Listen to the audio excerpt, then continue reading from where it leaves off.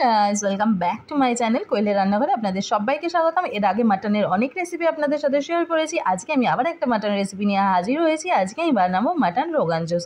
এটা খুব ইজি প্রসেসে আমি আপনাদের সঙ্গে শেয়ার করেছি। অবশ্যই রেসিপিটি ট্রাই করুন আর আশা করছি সবাই ভালো লাগবে। চলুন তাহলে শুরু করি রেসিপিটি।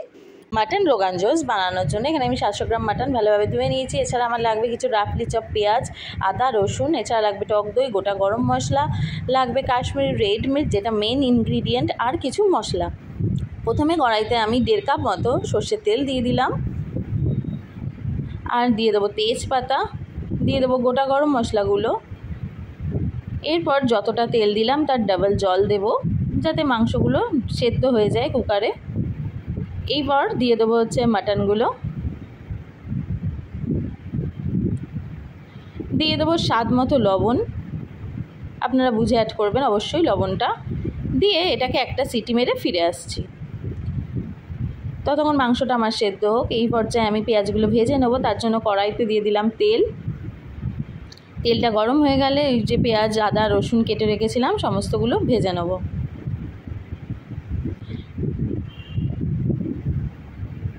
সমস্ত কিছু আমি একটু হালকা করে সতে করে নেবো। কাঁচা লঙ্কাগুলো আমি দিতে ভুলে গেছিলাম, কয়েকটা কাঁচা লঙ্কা চিড়ে আমি দিয়ে দিলাম। এগুলো পেঁয়াজ রসুনের সাথে সতে করে এটার একটা মিহি পেস্ট বানিয়ে নেব।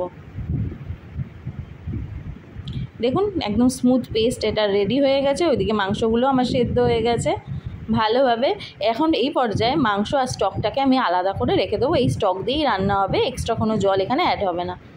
দেখুন স্টকটা আমি আলাদা করে নিয়েছি। এরপর কড়াইতে অল্প সামান্য একটু তেল দেব, দিয়ে যে পেস্টটা করে রেখেছিলাম সেই পেস্টটা এখানে অ্যাড করে দেবো। দিয়ে ভালোভাবে কষাতে হবে যতক্ষণ না তেল ছাড়ছে। অল্প অল্প করে স্টক অ্যাড করে করে আমি মশলাটা কষাতে থাকবো। আর এদিকে অল্প একটু স্টক নিয়ে এর মধ্যে কাশ্মীরি রেড মির্চটা অ্যাড করে রাখছি। এই রোগান ব্যাপারটা এটা থেকেই আসবে। এটা একটা কাশ্মীরি ডিশ, অবশ্যই বাড়িতে একবার ট্রাই করবেন। গরম গরম ভাতের সাথে বা রুটি, পরাঠা সব কিছুর সাথে খুব ভালোভাবে যায়। এই পর্যায়ে কিছু গুঁড়ো মশলা অ্যাড করে দিলাম। প্রথমে দিয়ে দেবো হলুদ গুঁড়ো, লাল লঙ্কা গুঁড়ো, ধনে গুঁড়ো, জিরে গুঁড়ো। দিয়ে ভালোভাবে সমস্ত কিছু মশলাটা কষাতে হবে। অবশ্যই অ্যাড করতে হবে কাশ্মীরি রেড মির্চ কালারটা আনার জন্য। এরপর দিয়ে দেবো স্বাদ মতো ব্যালেন্স করার জন্য চিনি, আর 3 থেকে 4 চামচ মতো টক দই। ব্যাস, সমস্ত কিছু দিয়ে মশলাটা খুব ভালোভাবে কষাতে হবে যতক্ষণ না তেল ছাড়ছে। মশলাটা আমার কষানো হয়ে গেছে। এই পর্যায়ে সেদ্ধ করে রাখা মাটনটা আমি অ্যাড করে কষাতে থাকবো। দেখুন মাটনটা কষাতে কষাতে কালারটা পুরো চেঞ্জ হয়ে যাবে। অল্প অল্প করে স্টক অ্যাড করে করে আমি মাটনটা কষাতে থাকবো। অবশ্যই বাড়িতে একবার এইভাবে মাটন রোগান জোস ট্রাই করবেন, আশা করছি সবার ভালো লাগবে।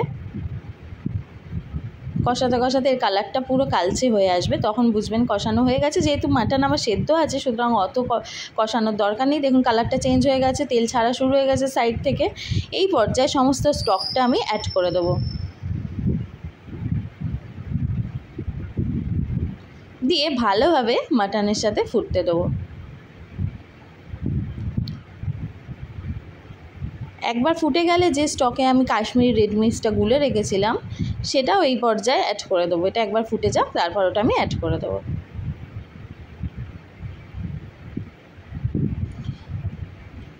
এরপর একদম লো ফ্লেম করে এটা ফুটতে দিতে হবে যতক্ষণ না তেলটা ওপরে ভেসে উঠছে।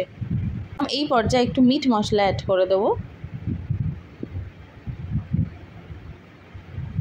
দিয়ে লো ফ্লেমে এটাকে আমি হতে দিলাম।